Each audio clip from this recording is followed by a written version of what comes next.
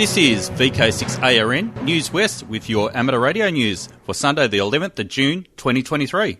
I'd like to welcome Clinton to the role of News West producer. The process of sending items to News West hasn't changed. Send your contributions to News West at vk6.net and the deadline is still noon Fridays. So please continue to support News West by sending your items in a timely manner, especially if you're sending a script for one of the team to record. Send those as early in the week as you can. So over to you, Clinton, and I'm Bob VK6POP. Hi, I'm Clinton, VK6FCRC. Thanks VK6POP for the introduction, and I'd like to thank the team at News West for welcoming me aboard as your new producer of News West. Now over to Dennis, VK6AKR from the WA VHF Group. Hello, here is an item from the WA VHF Group about the upcoming UHF VHF Field Day contest. If you are a newly minted operator or just getting back into the hobby after a lapse, do not be intimidated by the word contest. As contests go, I find this to be one of the most friendly in our hobby. If you have been holding off on jumping into this aspect of the hobby, why not give this one a go? Especially the ones with rigs capable of 6 metres and above. A 2 metre, 70 centimetre handheld with its rubber ducky antenna is still a worthy rig, especially if you can find a good, high, clear location. That is how I got started, and I still have my old faithful Watson in working order. Here are a few tips to get you started. Get your rigs, antennas, battery packs and other paraphernalia ready for the weekend of the 24th and 25th of June. Visit the WIA website and look for the Winter 2023 UHF VHF Field Day rules. Work out whether you'll operate portable or from your QTH. If portable, look out for good operating spots, maybe with adjacent grid squares, where a few tens of metres movement puts you into a new contest location and avoids the dead time between same contacts. For example, at Hartfield Park in Wattle Grove, there is the southeast corner of Maidenhair Grid Square OF77, Oscar Fox 77. A few steps to the east, the south, and the southeast puts you into 3 new grid squares. If you live in the Harvey area, there is another such junction near Lake Brockman.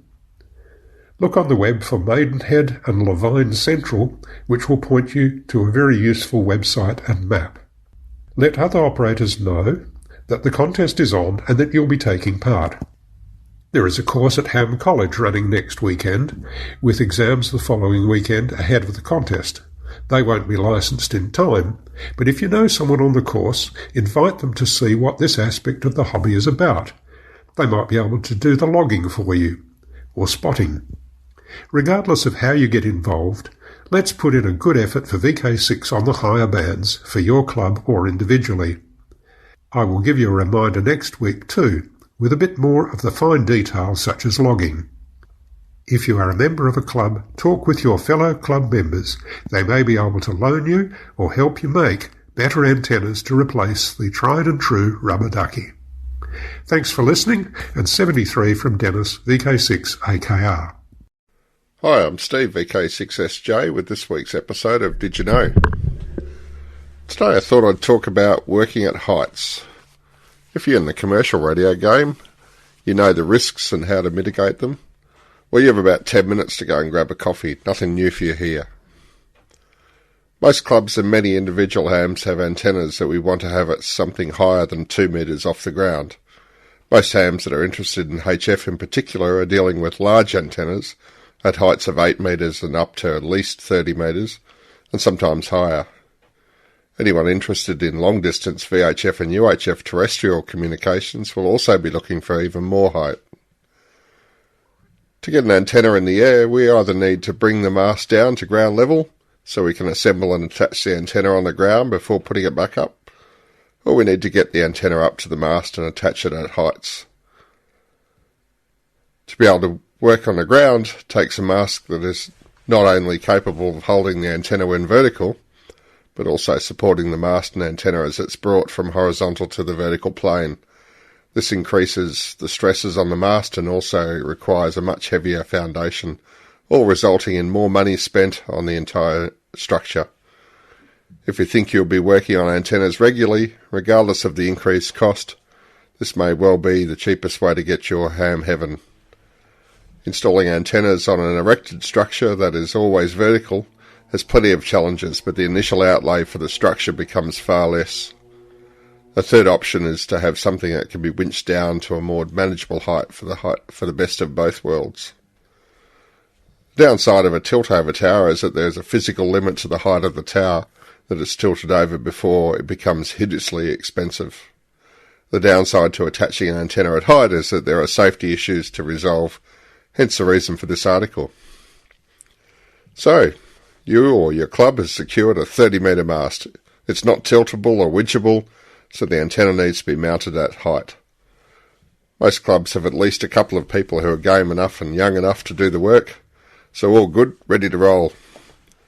Now let's stop and look at the risks and consequences. I think looking at the consequences is actually a good place to start. What can go wrong? At worst, falling from a height of 30 metres is most likely going to be fatal. No surprises there. Our guys wear harnesses though, so that won't happen.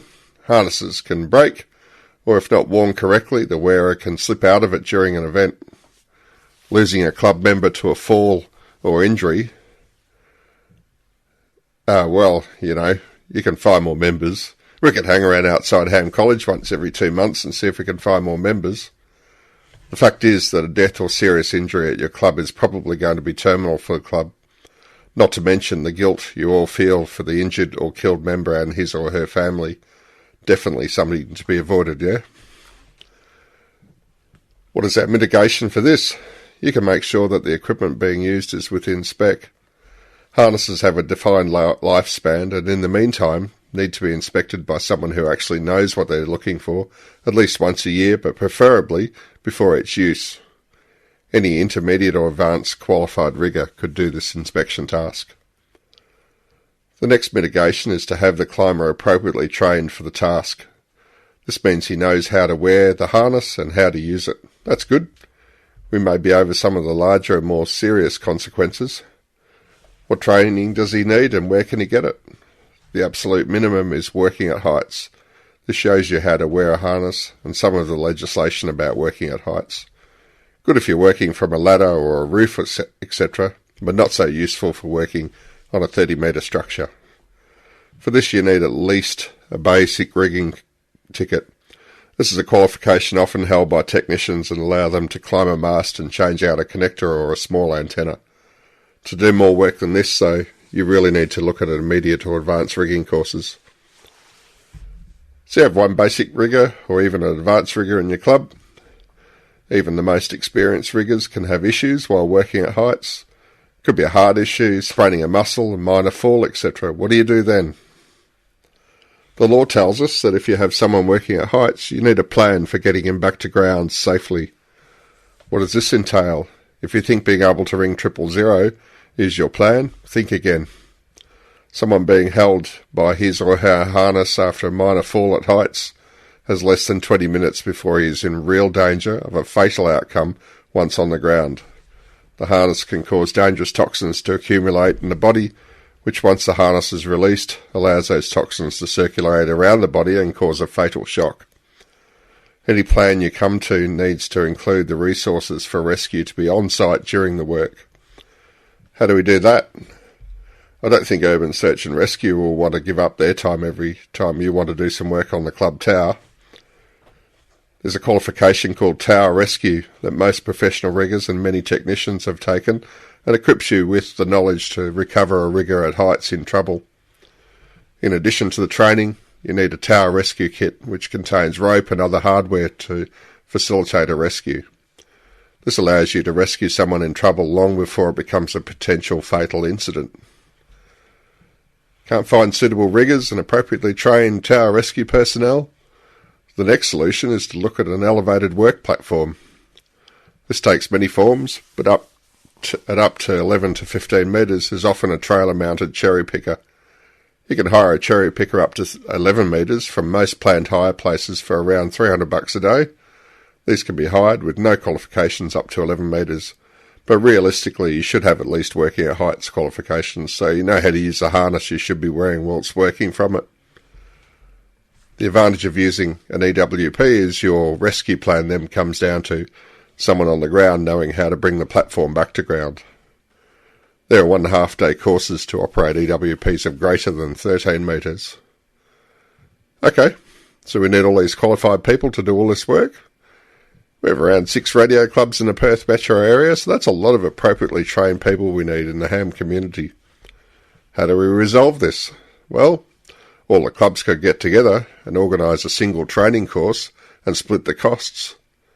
Another idea for all clubs is to share in the cost of a purchased elevated work platform.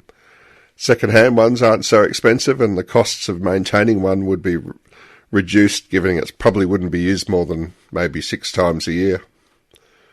Might be viable. Maybe we need a VK6 branch of the WIA to bring us closer together so we can make purchases like this. It's a subject for another day, maybe. So hopefully this has given you all some pause to think about the risks of working at heights. If that is all this has achieved, my work tonight is done. Well, thanks for listening again. This has been Steve Kennedy, VK6SJ, with another episode of Did You Know? This is News West, your amateur radio news on VK6ARN, originating on the News West linked repeater network and HF relays. Just in case you haven't heard or you've forgotten it already, Perth Tech is on the weekend of Saturday, the 28th of October. It's the last weekend of October. Last year, a good proportion of the crowd brought their caravans, campers and swags and made a weekend of it and found the experience very enjoyable. And a little bird told me that a few people who didn't adopt that option last year want to have a go at it this year. So mark it in your diary, Perth Tech, 27, 28, 29th of October, with the main event on Saturday, BYO Caravan.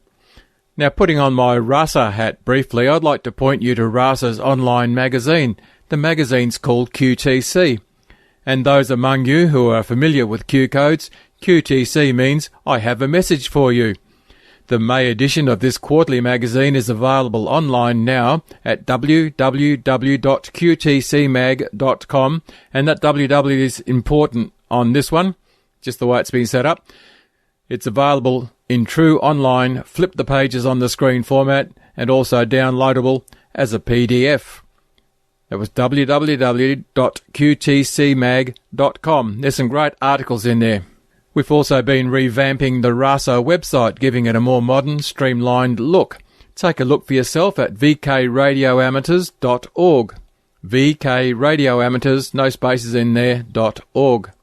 Now, members of the WA Amateur Radio News Committee have, for the past several weeks, been asking questions of the insurance broker concerning the new club insurance scheme from the WIA. We're aware that other clubs around the country have been asking questions too. After all, it's a new insurance.